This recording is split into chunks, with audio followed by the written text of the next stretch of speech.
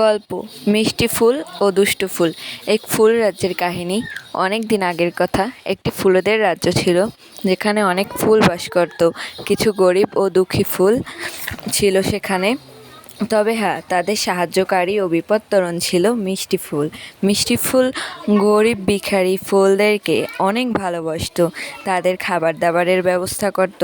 ফুলেদের রানীও এই কারণে মিষ্টি ফুলের উপর অনেক সন্তুষ্ট ছিল। তো এভাবেই ফুল রাজ্যের সময় অনেক ভালোভাবেই অতিবাহিত হচ্ছিল।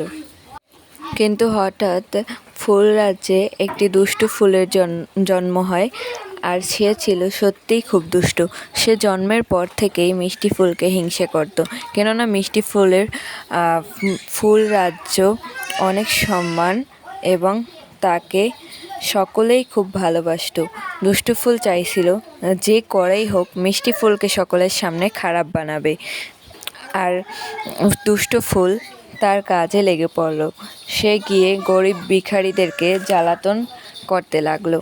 অর্থাৎ মিষ্টি ফুল গরিব ভিখারি ফুলদেরকে যে খাবারগুলো দিয়ে গিয়েছিল তা দুষ্ট ফুল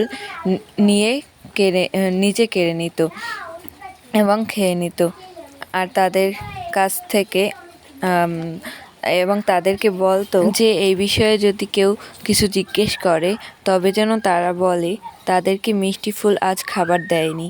তো এসব বলে দুষ্টু ফুল চলে গেল। এভাবেই আরও বেশ কিছুদিন কাটতে লাগলো মিষ্টি ফুলের অজান্তে।